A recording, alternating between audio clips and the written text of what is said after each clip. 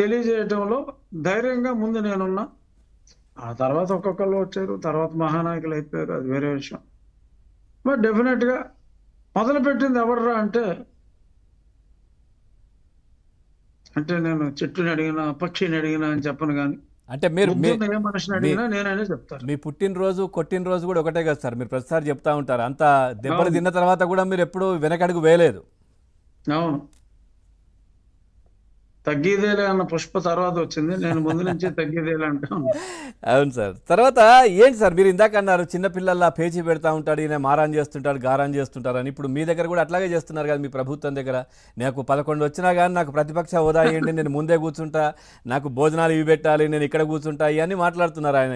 ఏంటి అసలు ఆ మనస్తత్వం ఏంటి అర్థం కావట్లేదు. అదేనండి. అతను చిన్నపిల్లల మనస్తత్వం. ఇప్పుడు rules are very clear.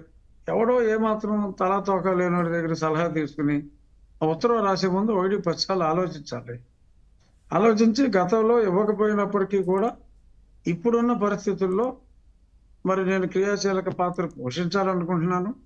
So కాబట్టి రూల్స్ ఎలా ఉన్నప్పటికీ కూడా, రూల్ ప్రకారం మీరు ఇవ్వకపోయినప్పటికీ కూడా నాకు కన్సిడర్ చేస్తే బాగుంటుంది అని చెప్పి ఆయన ఒక లెటర్ రాసుంటే చాలా మర్యాదగా ఉంటుండేది. మరి అలా చేయకుండా ఎక్కడ రూల్ లేదు అని చెప్పి మరి ఆయన తిక్క లెటర్ రాయటం, రూల్ ఎలా ఉందరా బాబు అని చెప్పి మరి వీళ్ళకి చెప్పే ఒక అవకాశం ఇవ్వటం జరిగింది. మరి అలా కాకుండా మరి నాకు 40% ఓట్లు వచ్చినాయి, సీట్లు రాకపోయినా. సో కాబట్టి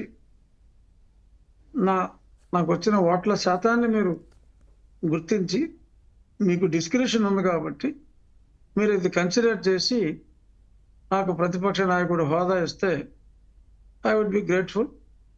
సో మీరు తప్పు చేసినప్పుడు నేను ప్రశ్నిస్తాను, మీరు చేయకపోతే ప్రశ్నించడానికి ఏముండదు కదా. So let me be like a watch dog అని ఆయన అడుగుంటే ఈ ప్రభుత్వం ఇచ్చినా ఇవ్వకపోయినా ప్రజల్లో ఒక మంచి స్థానం, అతను పోగొట్టుకున్న విలువ 1% రీగెయిన్ చేసుకుని ఉండే అవకాశం ఉండేది. మరి అతను మరి ఆ మార్గం ఎంచుకున్నాడు. మరి అది కన్సిడర్ చేస్తారు అని నేనైతే అనుకోవట్లేదు. తర్వాత మీరు 40% ఓట్ల గురించి మాట్లాడారు సార్ ఆయనకు సంబంధించి. సో నిన్న సోషల్ మీడియాలో కావచ్చు, చాలా అంశాల్లో మా దాంట్లో కూడా ఒకటి వచ్చింది. ఏంటంటే ఆయన నేను ఈ రిజల్ట్ చూసి హిమాలయ పర్వతాలకు వెళ్ళిపోదాం అనుకున్నా, తర్వాత 40% మనకు ఓట్లు వచ్చాయి కాబట్టి ఆగిపోయినా అన్నారు. అంటే ఏంటి, గెలిస్తేనే ప్రజల్లో ఉంటారా, ఓడిపోతే ఉండరా? ఇప్పుడు మీ పార్టీలో కూటమి నేత పవన్ కళ్యాణ్ 2 చోట్ల ఓడిపోయినా ఆయన 10 ఏళ్ళుగా నిలబడి ఉన్నారు కదా సార్. ఆయన 10 ఏళ్ళుగా మరి ఎక్కడ తలంచకుండా ఒక కమిట్మెంట్తో ఆయన ఉన్నందువల్ల ఇవాళ ఆయన ఉప ముఖ్యమంత్రి కాగలిగాడు. సో అలా ఉండాలి, ఆ పట్టుదల ఉండాలి. వచ్చిన ఆయన 2 చోట్ల ఓడిపోయి నెగ్గిన ఒక ఎమ్మెల్యే కూడా పారిపోయి వేరే పార్టీలోకి ఉన్నప్పటికీ కూడా ఆయన తల వంచని వీరులాగా నిలబడ్డాడు. అప్పుడు ఆయనకు వచ్చిన ఓట్ల శాతం ఎంత 6. మరి ఈయనకి 40% ఓట్లు వచ్చినాయి. మరి ఆయన ఒక సీటు వస్తే ఒకటి పక్కన ఇంకొకటి 11 సీట్లు వచ్చినాయి.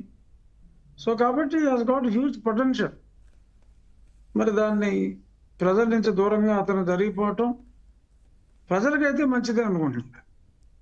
అతనికి వ్యక్తిగతంగా అతని రాజకీయాన్ని, అతని కొమ్మను అతనే నరుక్కొని ఉండొచ్చు. దానివల్ల ప్రజలకైతే మేలే జరిగిందని అనుకుంటున్నాను.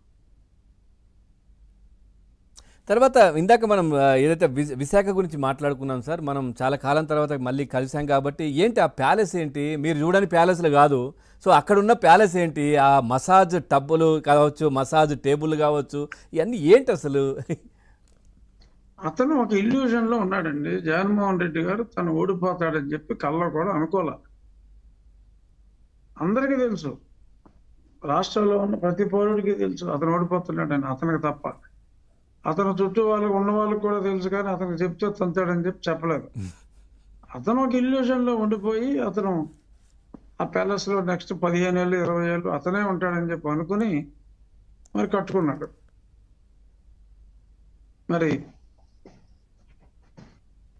మరి కథ అడ్డం తిరిగింది. మరి ఇప్పుడు దాన్ని ఏం చేస్తారు చంద్రబాబు నాయుడు గారు, ఆ కోటను ఏం చేస్తారనేది మనకు తెలియదు సార్. ఇదే కాదు, 26 జిల్లాల్లో